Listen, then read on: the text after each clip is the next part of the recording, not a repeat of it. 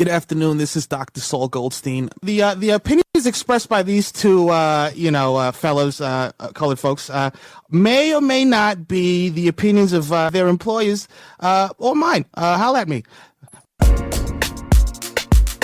Top, they want top, they love top, they want top, they love top.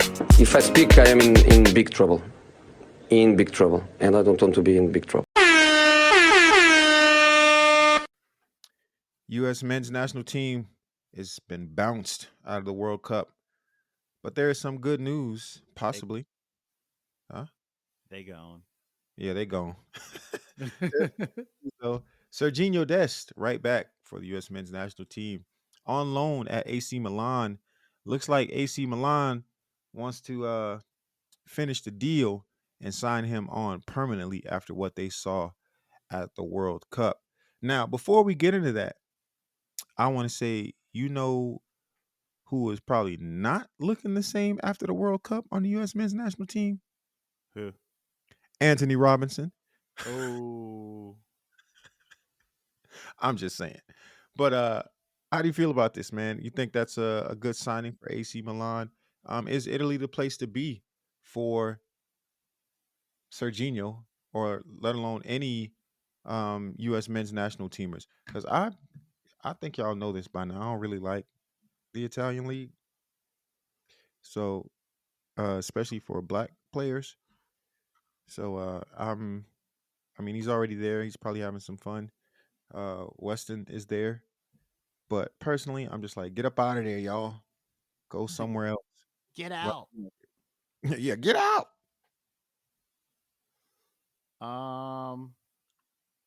I don't know, man. Like, he doesn't really play much for Milan. Mm-hmm. I think he's only played like twice this season for them. Jeez. But I mean, I don't want to sound negative about like what the men's national team did in Qatar, but like you can look at it two ways. Like there are some people like balling out in Qatar right now, right? And I don't think the US men's national team had a player that really like balled out the way like some people are balling out there now.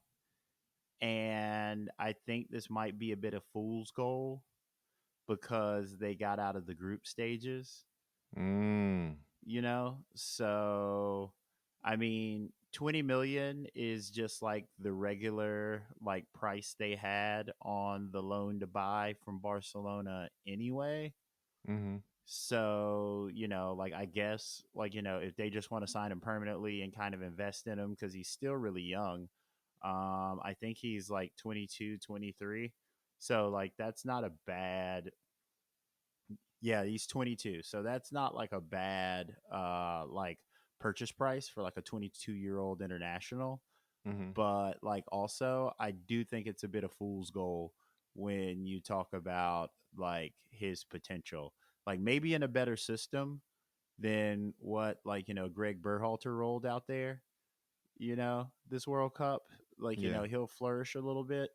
But like, I didn't see anything that made if I was AC Milan, like, that would have made me be like, okay, let's sign him up. Let's go ahead and make this deal permanent right now. So Yeah. like short answer, like I guess so, because that's just kind of the going rate for players, like, decent Yeah. players in this market. But he didn't show me they said he had an impressive World Cup, and it's like I don't know what they was watching. Right. So Facts. like, Facts. that's that. Yeah, man. I'm always happy for him. I always want to see the players, get these big money contracts while they can, because like I said, that window is super finite. So get all you can while you can. But I'm in agreement. I didn't see anything all that special. Best player for the U.S. men's national team at the World Cup for me was Tyler Adams by a country mile. Everybody else was serviceable. They did some good things. They did some fundamentally sound things. But like you said, there was nobody that's, pulling a Ramos in Portugal and just coming on and lighting shit up. And not that it has to be all about scoring. There are 10 other positions on the field. Um, but at some point, you need that outright star power. And yeah, we just don't have that right now.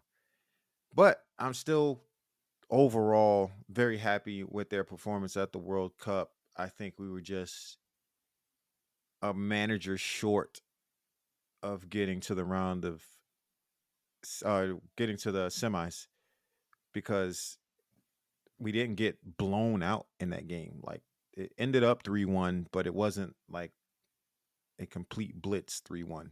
It just ended up 3-1. So they're still young, still room to grow, especially going into 2026 when they'll be at home and you'll have a whole different feeling under you. Um, we'll get into who will be managing at the next World Cup. But yeah, there's a lot to learn. You have the experience under your belt now. Hopefully they turn it into something that looks a lot more capable and a little more dominant in 2026. Yeah, like I think I don't want to sound like I'm down on the U.S. men's national team and specifically Sergio Dest. He looks like he's going to be either our right back or our left back because he can play either position.